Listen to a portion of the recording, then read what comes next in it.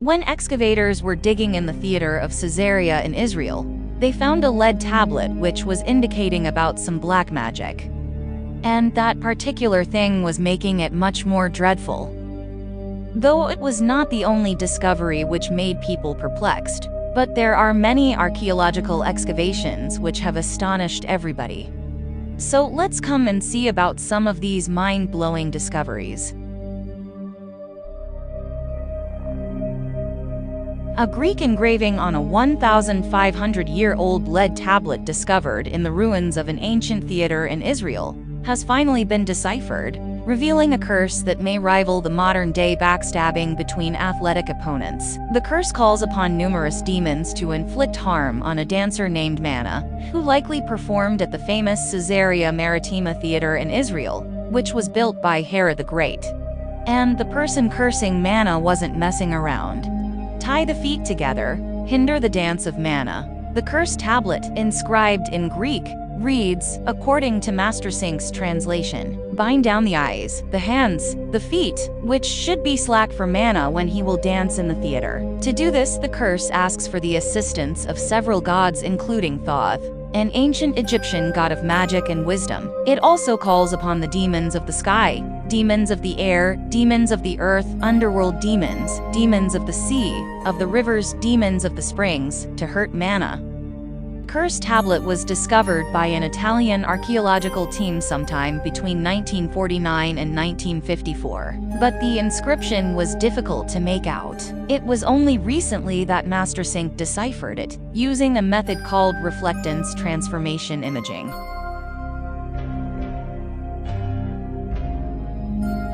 Tree graves. The picturesque mountainous region of South Sulawesi, in Indonesia, is home to an ethnic group called the Toraja. These simple people who practice animism view that all non-human entities such as animals, plants, and even inanimate objects or phenomena possess a spiritual essence, have developed some of the most elaborate funeral rites in the world. These include tree burials reserved for infants who died before teething, and parading of mummies who died decades ago. Babies are not buried in caves or hung from cliffs, but buried inside the hollow of living trees. If a child dies before he has started teething, the baby is wrapped in cloth and placed inside a hollowed-out space within the trunk of a growing tree, and covered over with a palm fiber door. The hole is then sealed, and as the tree begins to heal, the child is believed to be absorbed. Dozens of babies may be interred within a single tree.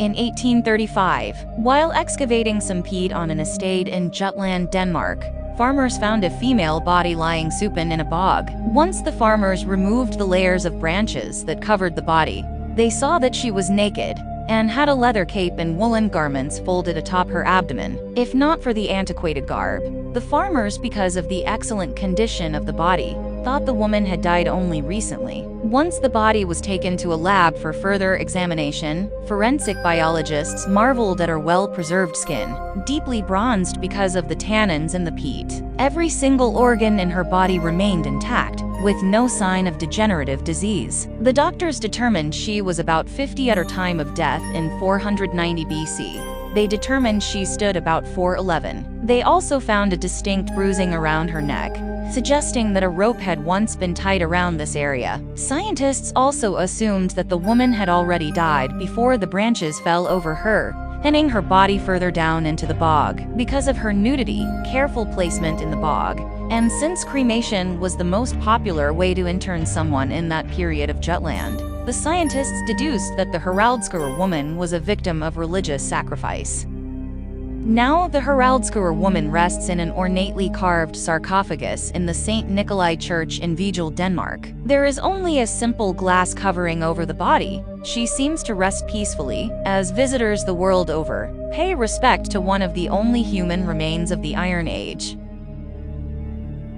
Hundreds of skeletons from a medieval graveyard have been discovered beneath Cambridge University in England. Archaeologists got a rare chance to excavate one of the largest medieval hospital burial grounds in Britain. amid a project to restore the old divinity school at St. John's College, part of Cambridge University. The researchers unearthed more than 400 complete burials among evidence for more than 1,000 graves. Most of the burials date to the period spanning the 13th to 15th centuries. The graveyard was used by the medieval Hospital of St. John the Evangelist, which was established in 1195 and closed in 1511. The old divinity school was built on top of the burial site in the late 19th century, the researchers said, and there are no mass burials that seem to be associated with the Black Death, which peaked in Europe from 1348 to 1350 and killed at least 75 million people. This could reflect that the main role of the hospital was the spiritual and physical care of the poor and infirm,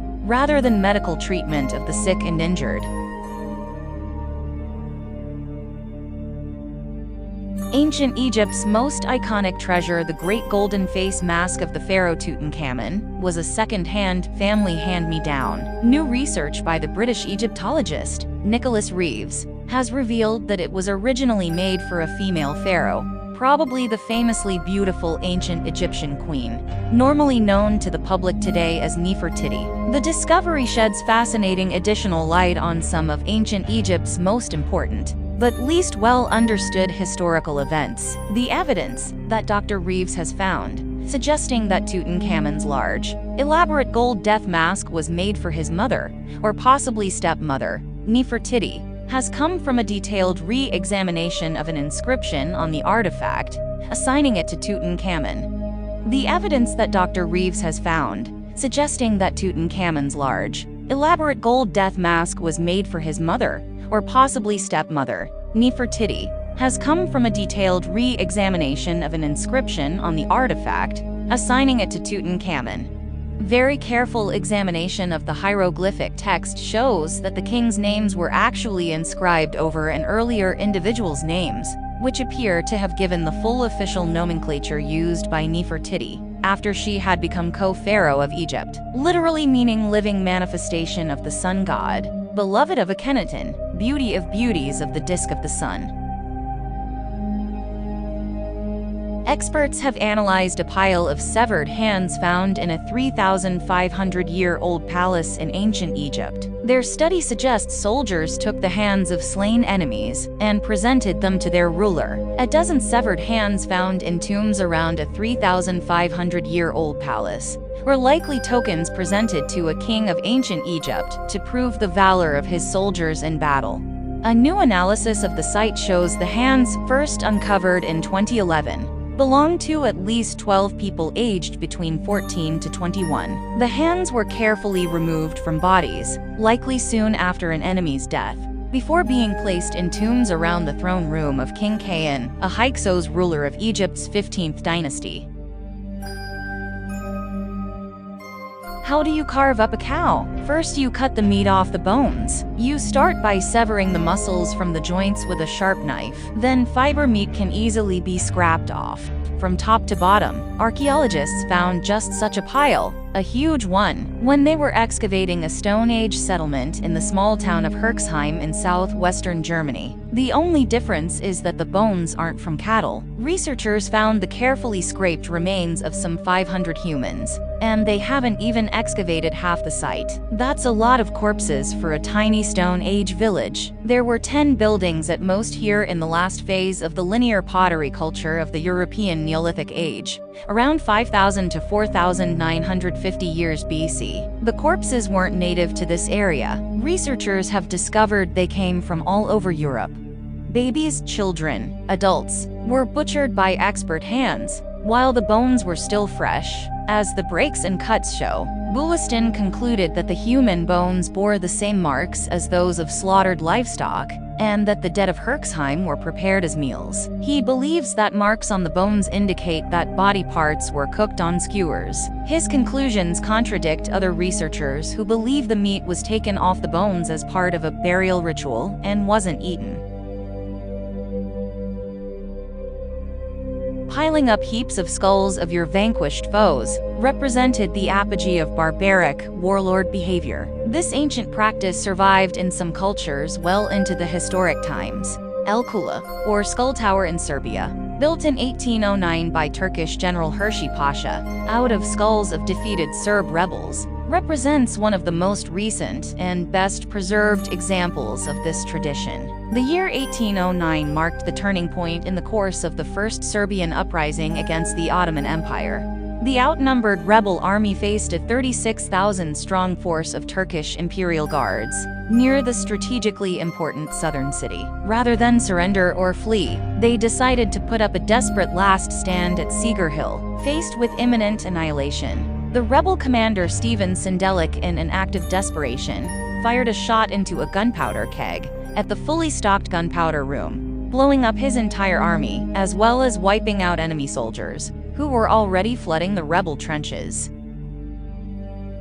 The bodies of the dead rebels were mutilated. Their skins were peeled off their decapitated heads, stuffed up with straw, and sent to the imperial court in Istanbul as proof of Turkish victory. The skulls were used as building blocks for a tower built by the main road at the entrance of the city, a warning to the local populace of an impending fate to any potential future rebels. In total, 952 skulls were used. In its original form, the tower stood 15 feet high and 13 feet wide. Skulls were arranged in 56 rows, with 17 skulls in each row, at each side of the tower. The skull of rebel commander Stephen Sindelik was placed at the top.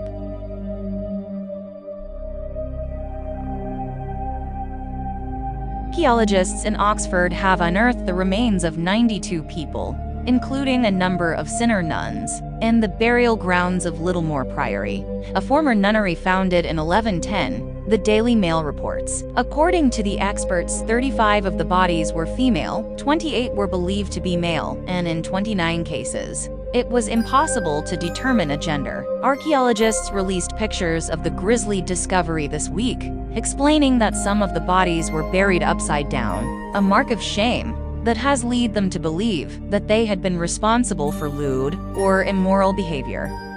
So-called prone burials are thought to have been reserved for witches or sinners. Believed to be 600 to 900 years old, the bodies of the Sinner nuns were discovered near Oxford United Football Stadium and next to a hotel. Thank you for watching. See you in another amazing video of Mystery TV 9.